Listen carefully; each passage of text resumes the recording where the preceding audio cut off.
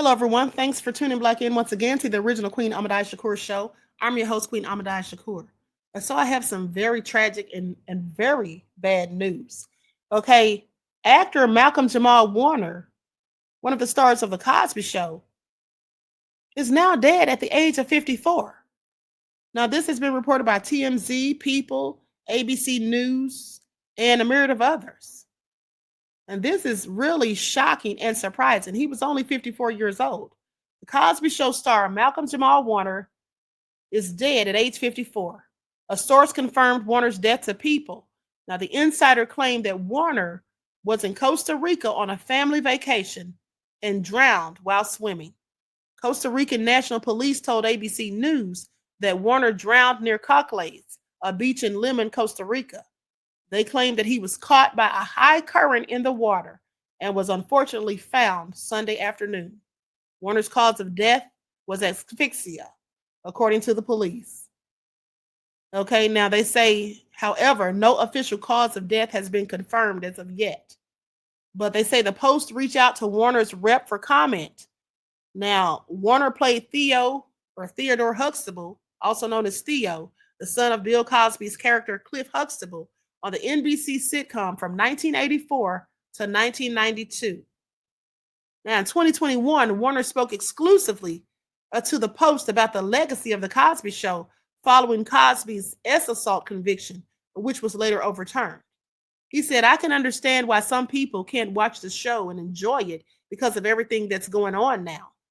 But I think there's a generation of young people who have pursued higher education or have started loving families because of the influence of that show.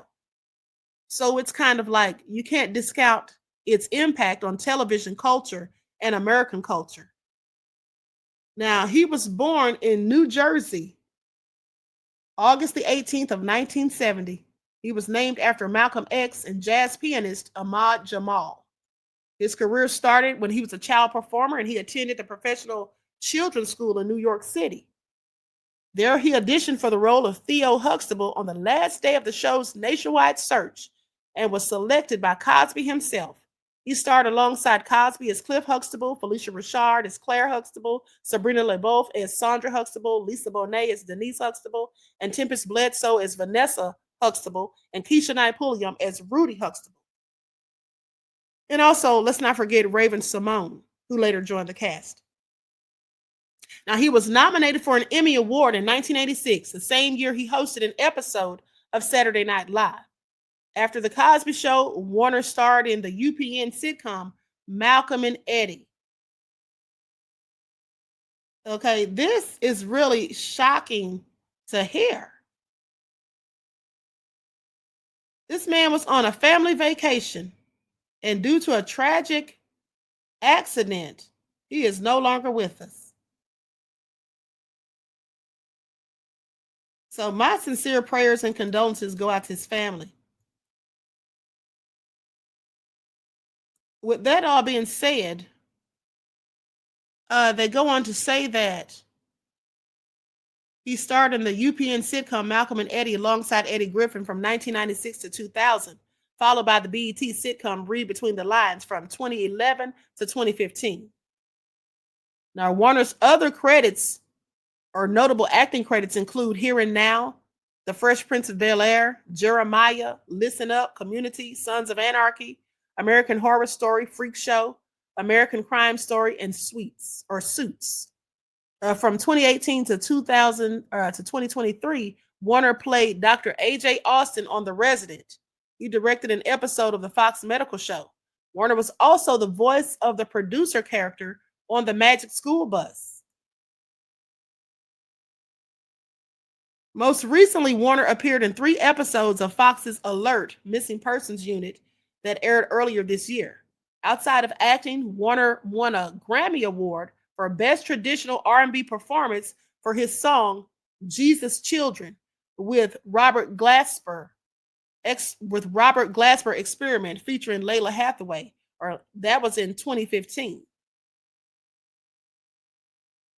So like I said, this is all very sad at the end of the day. Likes up, everyone, please like and share. I know he is going to be dearly missed. How hard is it to act like you're performing surgery? It's hard because now, mind you, they have surgeons who are consultants, and there's some stuff that they'll shoot and they'll actually have professionals do it.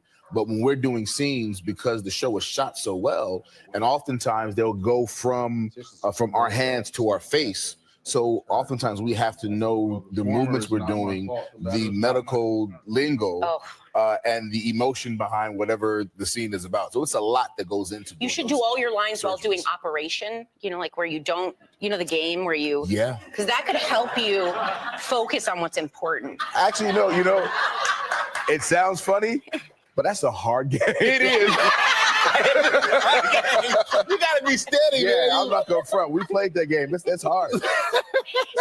Music is also a big part of your life. You've won a Grammy Award, but you're also named after a musician. What do you remember about going to your first concert? Oh, wow. The first concert that made a big impression on me was the Jackson's Victory Tour. Oh. Yeah, I was about 13 years old, and we were it was our first year of Cosby, so somehow like NBC got us hooked up. So like me, Keisha, and Tempest, we're kind of way. I'm not thinking about it. We're way up to be like. Wasn't that good of a hookup? Oh yeah, exactly. On the hit television show, we were kind of way up. We're in the back. It was season 1, yeah. But I remember I had these powder blue parachute pants.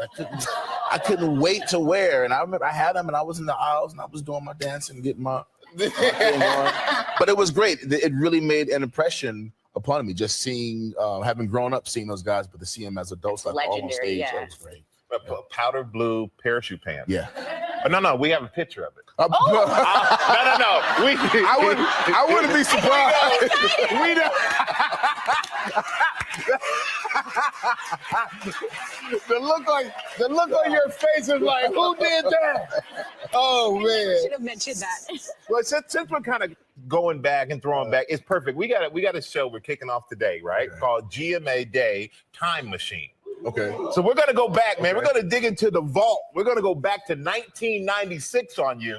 You were 16 years old, and at 16 you hosted Saturday Night Live. Yeah. Oh man. Yeah. Whoa. Yeah. So, what do you remember about that? Oh wow. Is it the move in that? I would have preferred a picture of the powder blue parachute pants. To be honest, that was actually my opening monologue. There was a dance called the WAP. Oh yeah. And I used to be a Latin Quarter like every weekend. I couldn't get this. I was trying to get this dance down. What's the WAP? It was that. And Yeah, we'll work. Yeah, we got. Because you gotta do it smooth. Like my boy Darren Hyman, he put his pants in his pocket. Do it smooth, Michael.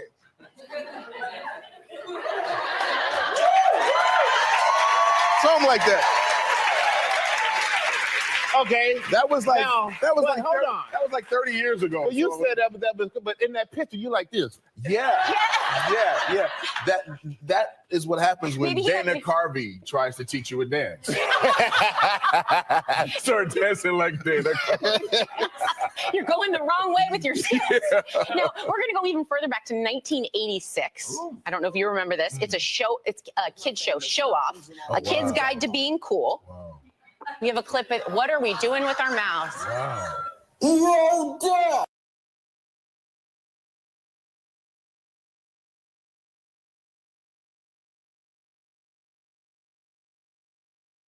Wow.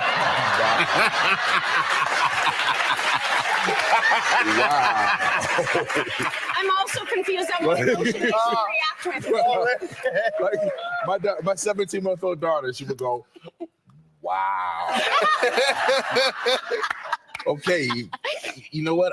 Once again, I would have preferred the picture of the powder blue parachute pants. All right, we got one more for you. We got one more. 1991, when you were on the episode of Fresh Prince of Bel-Air. We're gonna end up bang on this. We got a clip of that. Oh.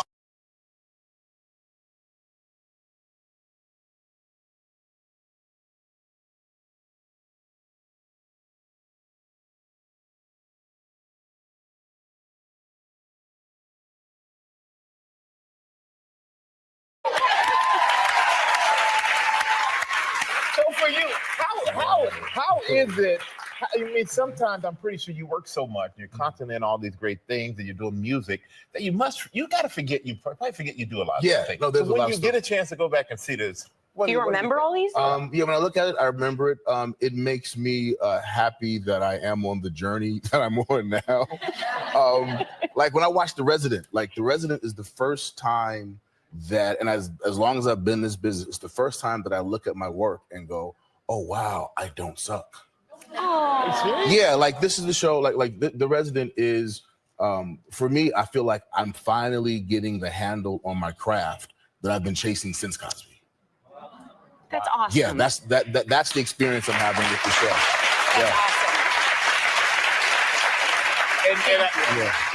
But we have to watch The Resident, everybody, because I got to see what exploded in his body. Right. Yeah. React better. Yeah. React better when you see it, okay? But we got a big thank you for Malcolm. Okay, so there you have it, folks. That is so very sad. My sincere prayers and condolences to his family, friends, and loved ones. That is so awful. And for that to have happened while he was on a family vacation. And most recently, he was hosting the podcast, Not All Hood. And his latest episode dropped just 3 days ago. Now, Malcolm leaves behind a wife and daughter. You know, he chose for years not to publicly share their names. That was his way of keeping his family life private and keeping them safe. So R.I.P. to Malcolm-Jamal Warner. Again, prayers and condolences to his family, friends, and loved ones. I'm sure for many of us, we feel like we knew him because we grew up with him, watching him on television. Okay, specifically in The Cosby Show, what he's most known for. And it's just really heartbreaking to learn of his tragic passing. So with that all being said, everybody drop me a comment to let me know what you think. Until next time, beloveds, I will talk to you all again soon. Peace.